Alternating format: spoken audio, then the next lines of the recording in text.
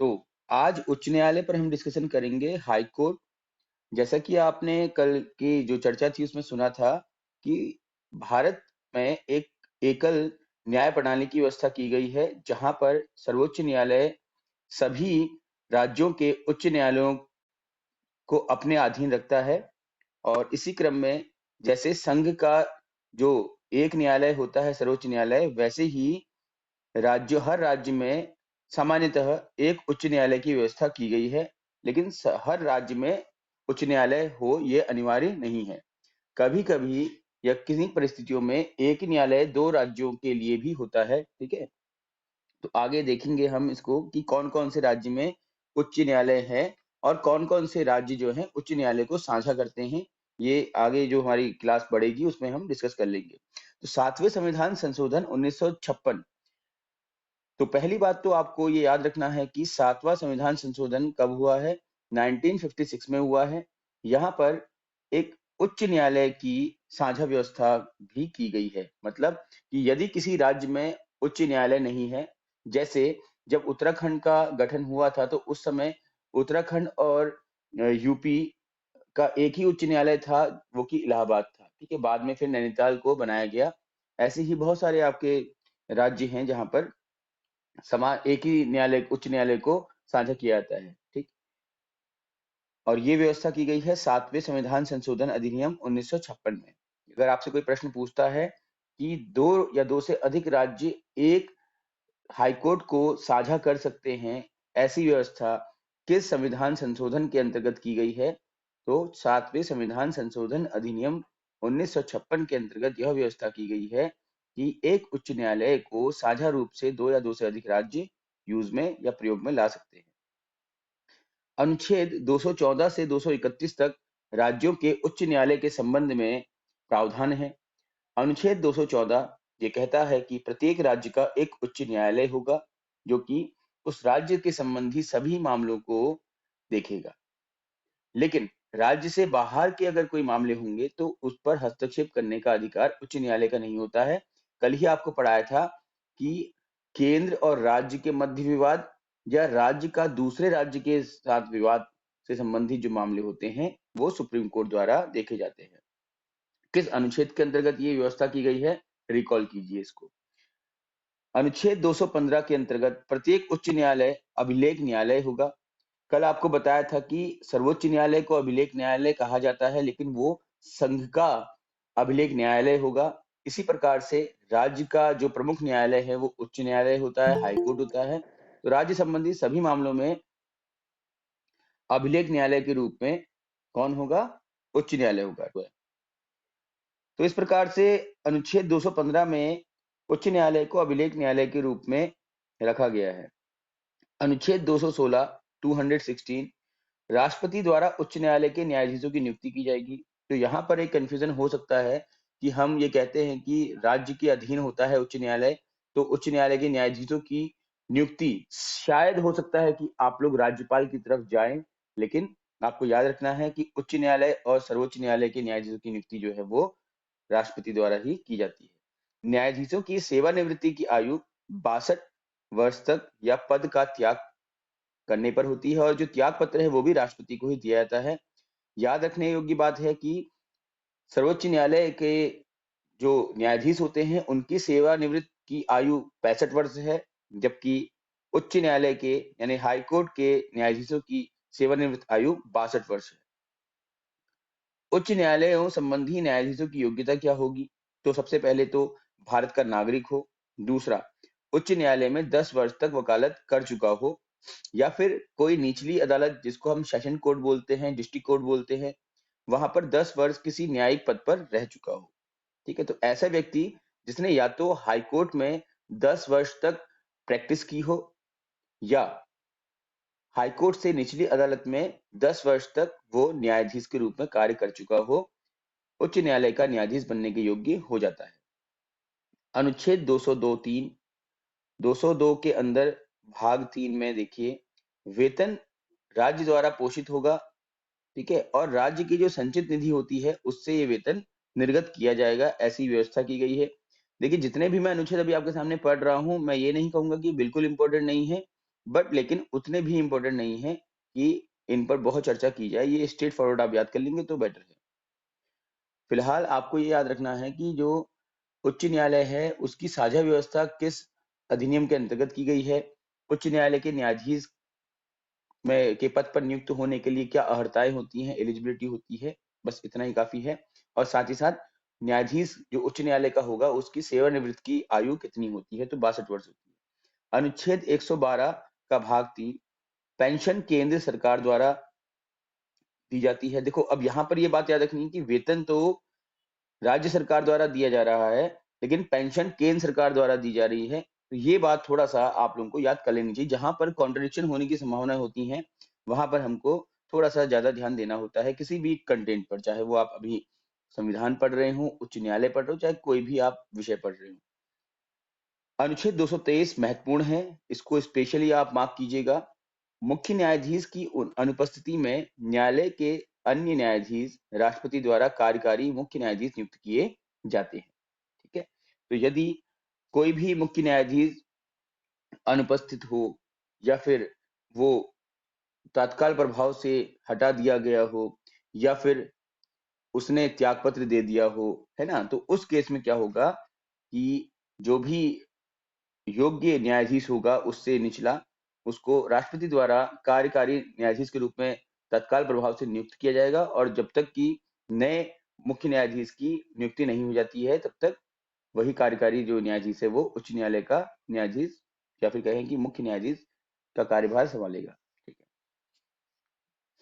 इसके अलावा अगर हम बात करें इनके वेतन की, तो वेतन कौन देता है ये तो बता दिया था मैंने आपको, लेकिन कितना वेतन मिलता है तो देखिए कि 2009 में जो वेतन वृद्धि हुई थी उसके अनुसार इनको 90,000 रुपए प्रति माह वेतन दिया जाता है। किसको? मुख्य न्यायाधीश को। आप नोट कर लीजिए, इसमें लिखा हुआ नहीं है। मुख्य न्यायाधीश को 90,000 रुपए वेतन प्रति माह, और उनसे निचले जो अन्य न्यायाधीश होते हैं उनको 80,000 रुपए प्रति माह वेतन दिया जाता है। और इसके अतिरिक्त सरकारी भत्ता और आवास निःशुल्क होता है। ठीक है, आगे बढ़ते हैं। अनुच्छेद 226 मूल अधिकारों तथा अन्य संबंधी रिट जारी करने की अनुमति देता है। फिर अनुच्छेद 227 उच्च न्यायालय के पास राज्य की सभी स्थायी न्यायालयों या निचली अदालतों का अधीक्षण करने का अधिकार होता है या निरीक्षण करने का अधिकार होता है। मतलब कि यदि निचली अदालतों में कोई भी फैसला दिया गया हो या कोई भी कार्यवाही हुई हो तो उसको तत्काल प्रभाव से अपने अधिकार क्षेत्र में ये ले सकता है। ठीक है, इसके बाद कुछ कुल उच्च न्यायालयों की संख्या कितनी है, तो वर्तमान में 25 न्यायालय हैं, जिनमें से 7 उच्च न्यायालय एक से अधिक राज्यों पर साझा किए जाते हैं। तो ये आपके लिए होमवर्क बनता है, इसे आप सर्च कीजिएगा कि वे कौन से 7 उच्च न्यायालय हैं जो एक से अधिक राज्यों का कार्य देखते हैं या फिर साझा किए गए हैं। दिल्ली एवं जम्मू कश्मीर ऐसे केंद्र शासित प्रदेश हैं या राज्य हैं जिनके पास अपने स्वतंत्र उच्च न्यायालय हैं। का जम्मू एंड कश्मीर पहले प्रदेश था तो उनका अपना उच्च न्यायालय था ही। अभी वर्तमान में ही वो एक संशोधन के माध्यम से केंद्र शासित प्रदेश बनाया गया है, जिसमें जम्मू एंड कश्मीर और लद्दाख दो भाग किए गए हैं। लद्दाख जो है वो विधानसभा रहित या बिना विधानसभा वाला केंद्र शासित प्रदेश है, जबकि जम्मू कश्मीर विधानसभा वाला केंद्र शासित प्रदेश है। ठीक है, तो याद रखना है आपको कि जितने भी केंद्र शासित प्रदेश हैं हमारे, कुल कितने हैं रिकॉल कीजिए, और उनमें से दिल्ली और जम्मू कश्मीर ही तो ऐसे केंद्र शासित प्रदेश हैं जहां पर उच्च न्यायालय है। न्यायिक क्षेत्र में विस्तार करने की शक्ति संसद के पास होती है, ये तो आप जानते ही हैं। ठीक है, ये आपको कल पढ़ाया भी था, आपको सब सुप्रीम कोर्ट में पढ़ा रहा था। 1862 में कलकत्ता हाईकोर्ट देश का पहला उच्च न्यायालय बना था। साथ ही बंबई और मद्रास में भी उच्च न्यायालय की स्थापना की गई थी। ठीक है, और जो हमारे पास की बात करें तो यूपी में जो इलाहाबाद उच्च न्यायालय है, इसकी स्थापना 1866 ईस्वी में की गई थी। ठीक है, इसे देख लीजिएगा आप लोग। इसके बाद अनुच्छेद 233 भाग 1 के अंतर्गत राज्य में जिला न्यायालय के न्यायाधीशों की नियुक्ति एवं त्यागपत्र संबंधी निर्णय राज्यपाल द्वारा लिए जाते हैं। तो अब यहाँ पर थोड़ा-सा आप लोगों को मैं रिकॉल कराना चाहूँगा। सुप्रीम कोर्ट के जो न्यायाधीश हैं, उनकी और हाई कोर्ट के जो न्यायाधीश हैं, उनकी नियुक्ति तो कौन करता है? राष्ट्रपति करता है।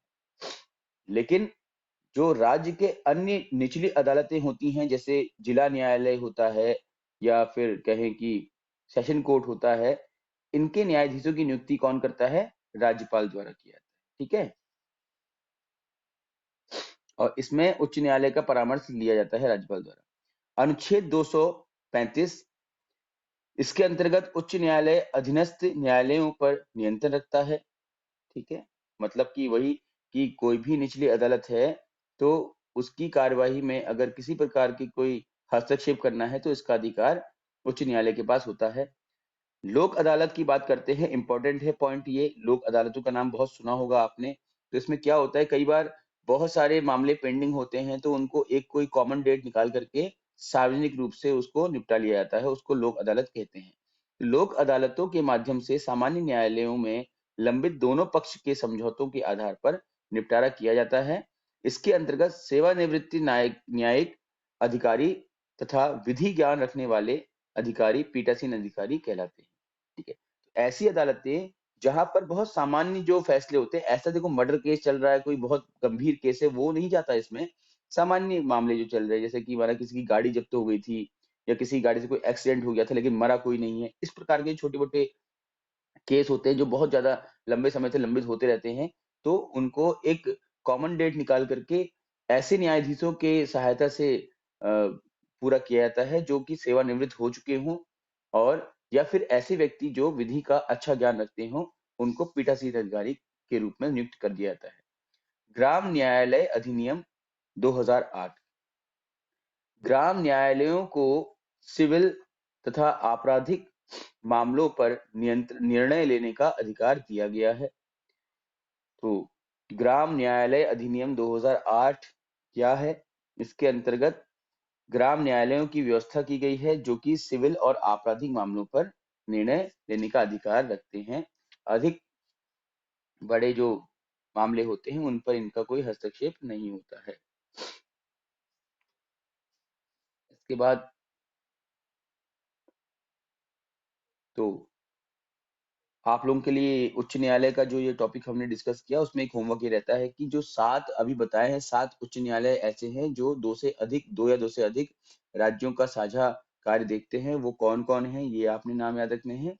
और जो रिसेंटली जो एक नया हाई कोर्ट बना है, वो कहाँ बना है, वो कौन-सा है, ये भी आपने ढूँढना है। ठीक है? ये आपके लिए होमवर्क रहेगा।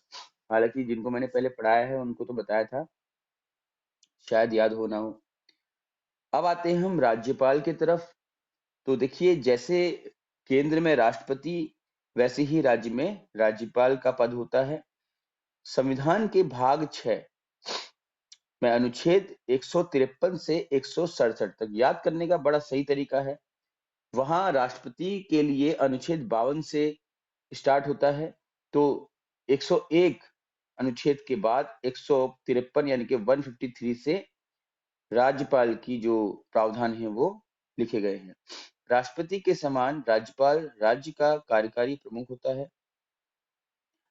और 7वें संविधान संशोधन अधिनियम 1956 के माध्यम से, जैसे आपको अभी-अभी बताया था कि 7वां संविधान संशोधन 1956 ये कहता है कि एक उच्च न्यायालय 2 या 2 से अधिक राज्यों के संबंध में साझा अधिकार रखता है या रख सकता है।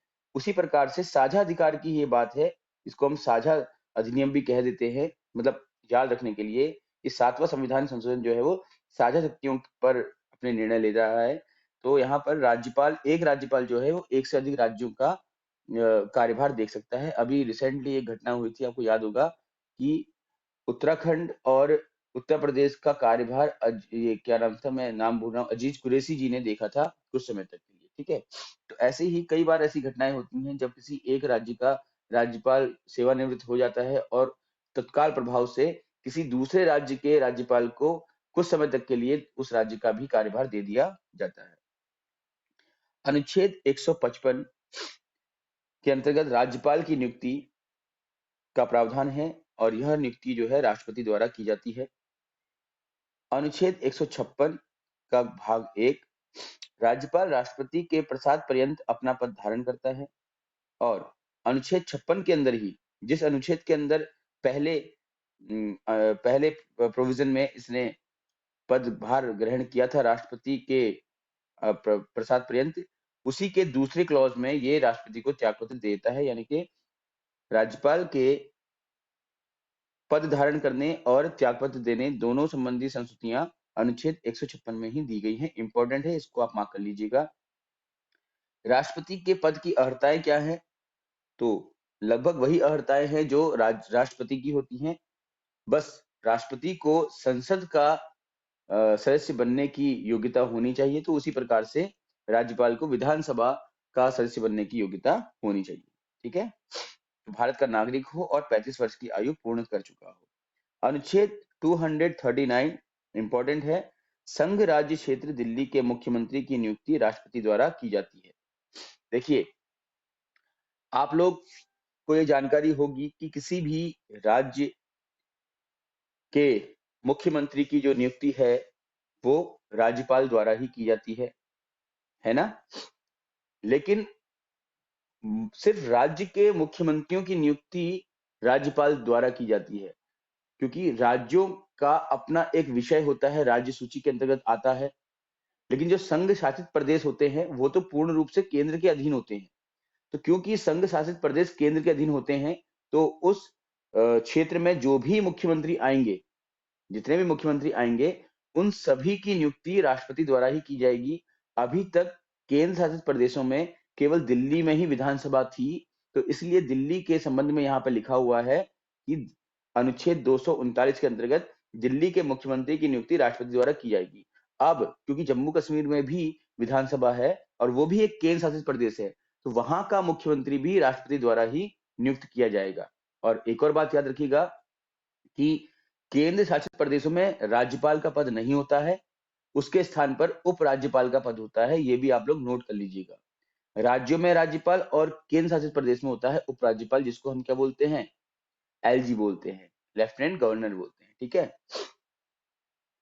आपने कई बार सुना भी होगा कि अरविंद केजरीवाल जी का एलजी से बहुत पंगा चल रहा है, एलजी कोई उनकी फाइल में साइन नहीं कर रहा है, इस प्रकार की बातें ना। तो जितने भी केंद्र शासित प्रदेश होते हैं वहां पर लेफ्टिनेंट गवर्नर होते हैं, जबकि राज्यों में गवर्नर होते हैं। ठीक है, ये बात थोड़ा सा याद करने की है, तो कर लीजिएगा। और अनुच्छेद 239 239 के अंतर्गत ये बात कही गई है कि दिल्ली के मुख्यमंत्री की नियुक्ति राष्ट्रपति द्वारा की जाएगी, क्योंकि उस प्रदेश में या दिल्ली में तो राज्यपाल होता ही नहीं है। ठीक है, राज्यपाल को शपथ कौन दिलाता है? याद रखिएगा, जैसे राष्ट्रपति को शपथ कौन दिलाता है? सर्वोच्च न्यायालय का मुख्य न्यायाधीश। तो राज्यपाल को कौन दिलाएगा? उच्च न्यायालय का मुख्य न्यायाधीश। तो बिल्कुल एकदम से एनालॉगी है, याद कर सकते हैं आप लोग। अनुच्छेद 202 के भाग 3 के अंतर्गत राज्यपाल के भत्ते एवं अन्य भत्ते राज्य से संचित निधि द्वारा पोषित किए जाते हैं। और अनुच्छेद 164 के भाग 1 के अंतर्गत मुख्यमंत्री की नियुक्ति जो है वो राज्यपाल द्वारा की जाती है। किसके? राज्य के मुख्यमंत्री की नियुक्ति। ठीक है, केंद्र शासित प्रदेशों के मुख्यमंत्री की नियुक्ति नहीं की जाती इनके द्वारा, केवल राज्य के मुख्यमंत्री की नियुक्ति की जाती है। जैसे राष्ट्रपति संसद का अभिन्न अंग है, वैसे ही राज्य विधानसभा का अभिन्न अंग कौन है? राज्यपाल है। तो अगर ऐसे राज्य जहां पर विधान परिषद और विधानसभा दोनों होती हैं, तो यहाँ पर सॉरी विधानसभा लिखा हुआ है, विधानमंडल कर लीजिएगा इसको आप। तो विधानमंडल और संसद एक ही हो गया आपका, समझ लीजिए। केंद्र में संसद और राज्यों में विधानमंडल। अब कुछ राज्यों में विधानसभा भी होती है, विधान परिषद भी होती है और राज्यपाल तो होते ही हैं। तो विधानसभा लोकसभा की तरह, विधान परिषद राज्यसभा की तरह अपर हाउस, और राज्यपाल राष्ट्रपति की तरह। तो 3 अंगों से मिलकर के विधान मंडल बनता है। और ऐसे राज्य जहां पर विधान परिषद नहीं है, वहां पर विधानसभा और राज्यपाल मिला करके एक विधानमंडल का गठन करते हैं।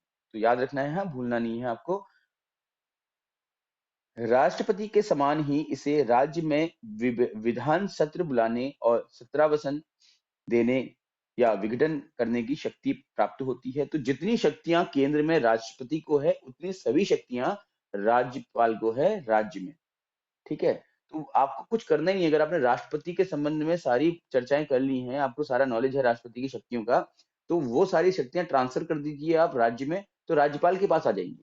जैसे केंद्र में संसद सत्र बुलाने का, विशेष सत्र बुलाने का अधिकार राष्ट्रपति को होता है, संसद को भंग करने का अधिकार राष्ट्रपति को होता है, उसी प्रकार राज्य में विधानमंडल या विधानसभा को भंग करने, उसका विशेष सत्र बुलाने या ब्रेक देने का अधिकार किसके पास होगा? राज्यपाल के पास होगा।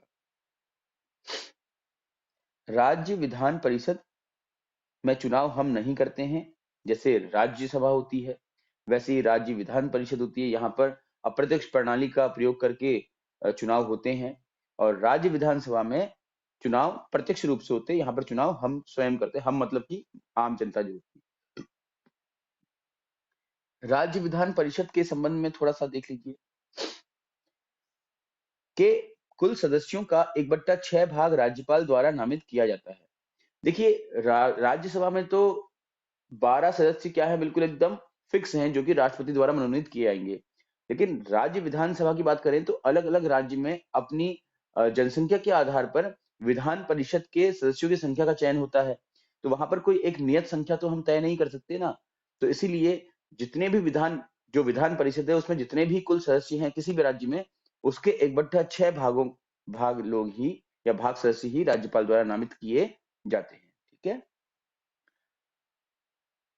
ये नीचे लिखा हुआ है, जैसे राष्ट्रपति द्वारा राज्यसभा में 12 नामांकन होते हैं, इसी प्रकार राज्य विधानसभा में अब एंग्लो देखो, राज्य विधान परिषद में तो 1/6 भाग, समझ रहे हैं आप?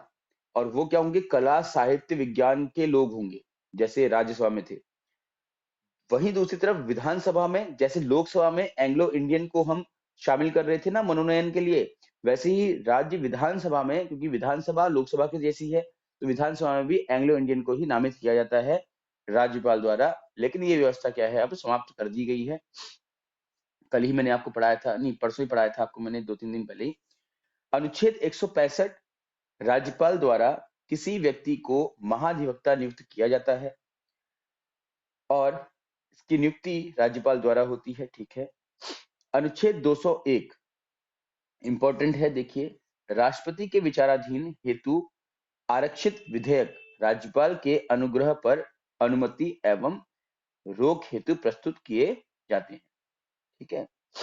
अगर कोई ऐसा विधेयक है जो राष्ट्रपति के विचाराधीन है, तो उसमें अनुमति देनी है या नहीं देनी है, इससे संबंधित जो राय मशवरा होता है वो राज्यपाल द्वारा किया जाता है। कि कई सारे ऐसे विषय होते हैं जो संवर्ती सूची में आते हैं, तो वहां के नियम या वहां के लिए जो विधेयक होते हैं वो राष्ट्रपति सीधे तौर पर पारित नहीं कर सकता, तो उसके लिए राज्यपाल के आवश्यकता पड़ती है।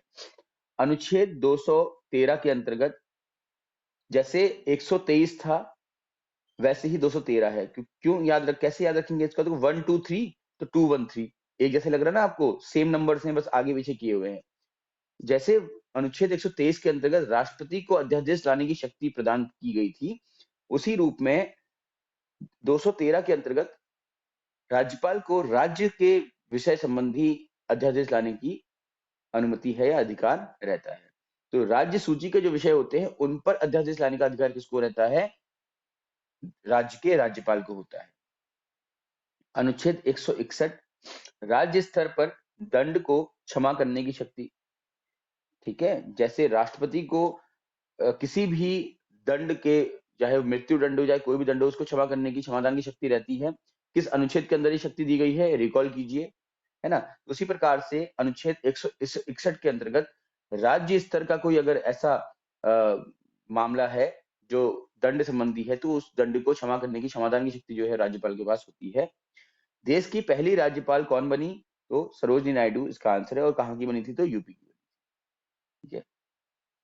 अब है राज्य विधानसभा या राज्य विधानमंडल। तो विधान परिषद धन विधानसभा, इसमें एक और ऐड करिएगा, राज्यपाल। जैसे वहां पर आपका लोकसभा, राज्यसभा और राष्ट्रपति मिलकर के संसद बनाते हैं, तो वैसे यहाँ विधानमंडल बनाने के लिए विधान परिषद, विधानसभा और राज्यपाल की आवश्यकता होती है। ठीक है। तो अब ये विधान परिषद में कौन कौन से अनुच्छेद हैं, कौन-कौन सी शक्तियाँ हैं विधान परिषद की, कहाँ-कहाँ पर विधान परिषदें हैं और विधानसभा के संबंध में क्या-क्या संस्तुतियाँ हैं, इस पर मैं चर्चा अभी नेक्स्ट क्लास में करूँगा, राइट? तो अब हम जो हमने प्रीवियस कुछ पढ़ा है, उस पर डिस्कशन कर लेते हैं, क्वेश्चन आंसर कर लेते हैं और आज के लिए हम इस क्लास को यहीं पर ओवर कर रहे हैं। थैंक